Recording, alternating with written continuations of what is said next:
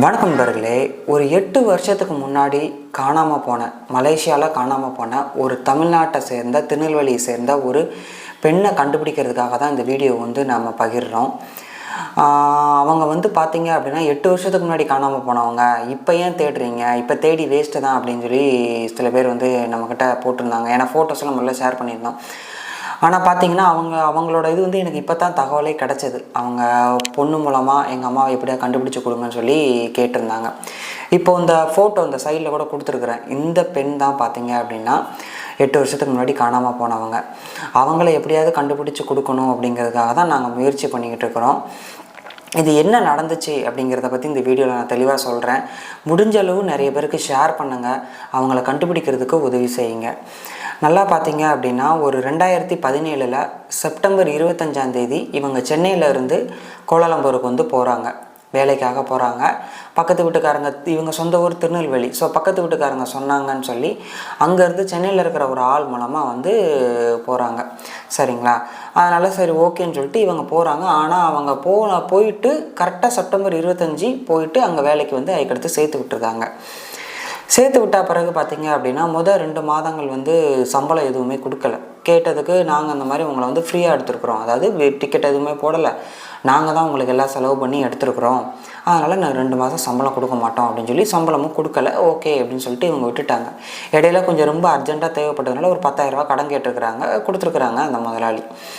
அதுக்கடுத்து பார்த்திங்க அப்படின்னா 3ஆவது மாதம் அவங்க ஓனரே ஒரு டிசம்பர் 12 போல் கால் பண்ணி, அதாவது 2017 டிசம்பர் 12 கால் பண்ணி இந்த மாதிரி உங்களோட அம்மாவோட சம்பளம் 30,000 ரூபா உங்களுக்கு நான் போட்டு விட்ருக்கேன் இந்தியன் அக்கௌண்ட்டில், அதனால் நீங்கள் அதை எடுத்துக்கோங்கன்னு சொல்லியிருக்கிறாங்க. ஓகேன்னு சொல்லிட்டு இவங்களும் சொல்லியிருக்கிறாங்க. ஆனால் இந்த இடைப்பட்ட இந்த 3 மாதங்களில் அவங்க அதிகமாக அவங்க அம்மாக்கிட்ட பேச விடலை. அதிகமான ஒரு ஃபோன் கால்ஸு, ஒரு டெய்லி நைட்டாவது ஃப்ரீ டைமில் பேச விடலாம், அதுவுமே பேச விடலாம். அதிகமாக கால்ஸ் எதுவுமே இல்லை. ஏன்னா ஓனரோட ஃபோனில் தான் இந்த அம்மாவை பேச விடுறாங்க. ஸோ டிசம்பர் 13 அந்த 12 சம்பளம் வந்தோடனே அந்த பொண்ணு கேட்குறாங்க, எங்கள் அம்மாட்ட பேச முடியுமா, பேசவே இல்லைன்னு சொல்கிறாங்க. இருங்க நான் வீட்டுக்கு போயிட்டு ஃபோன் கொடுக்குறேன், நீங்கள் பேசிக்கோங்கன்னு சொல்லிட்டு இந்த ஓனரும் சொல்கிறார், மலேசியா ஓனர். ஆனால் ஃபோன் கொடுக்கல, பேசவும் இல்லை.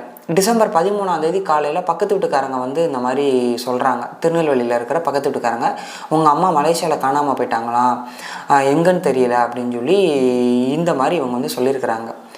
உடனே அங்கே இருக்கிற அந்த சென்னையில் இருக்கிறவங்க கிட்ட ஏஜென்ட் எல்லாம் அவங்களுக்கு ஹெல்ப் பண்ணுறேன்னு சொல்லி ஹெல்ப் பண்ணி தான் நான் அனுப்பிவிட்டேன்னு அவங்க சொல்கிறாங்க.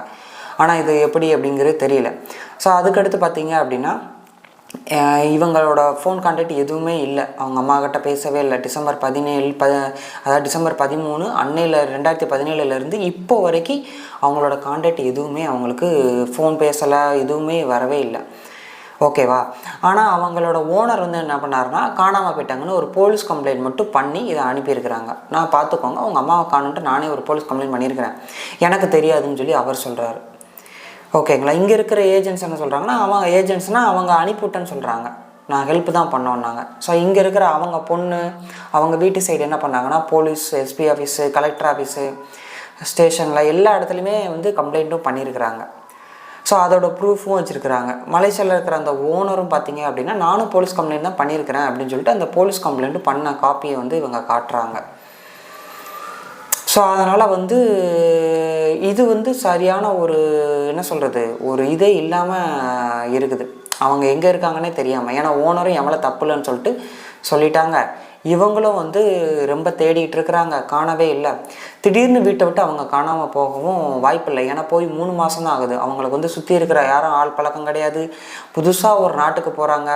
அப்போனா அவங்களுக்கு எந்த ஒரு இதுவுமே இல்லாமல் எப்படி காணாமல் போனாங்க அப்படிங்கிறது எதுவுமே இது வரைக்கும் தகவல் எதுவுமே கிடைக்கல. 8 வருஷமாக காணாமல் போன அந்த பெண்ணை கண்டுபிடிக்கிறதுக்காக தான் நாங்கள் முயற்சி பண்ணுறோம். முடிஞ்ச அளவு நீங்கள் நிறைய பேருக்கு ஷேர் பண்ணுங்கள். நிறைய பேர் ஷேர் பண்ண மாட்டேங்கிங்க.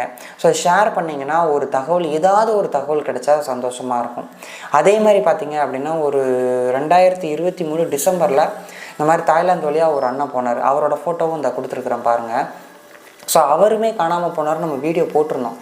அவர் போய் கிட்டத்தட்ட 1.5 வருஷத்துக்கு மேலே ஆச்சு. ஆனால் அவர் தாய்லாந்து வழியாக இந்தியாவுக்கு வர்றதுக்காக போயிருக்கிறாரு. ஆனால் திரும்ப உடம்பு சரியில்லைன்னு சொல்லி அனுப்பிவிட்டாங்கன்னு சொல்லிட்டு அந்த ஓனர் சொல்கிறாரு. ஏகப்பட்ட ஒரு இது சொல்கிறாங்க. நாங்கள் அவெல்லாம் அது எங்களுக்கு தெரியவே தெரியாது, ரிட்டர்ன் வந்தார், காணாமல் போயிட்டார், இல்லை இடையில பிடிச்சிருப்பாங்க, என்னென்னமோ ரீசன் சொல்கிறாங்க. ஆனால் என்ன சொல்கிறது, இவருமே காணாமல் போயிட்டார். ஆமாம், இந்தியன் எம்பசியில் போய், நானே மலேசியாவில் போய் இந்தியன் எம்பசியில் கம்ப்ளைண்ட் பண்ணியிருக்கிறோம், இங்கே இருக்கிற இதுலேயும் கம்ப்ளைண்ட் பண்ணியிருக்கிறோம்.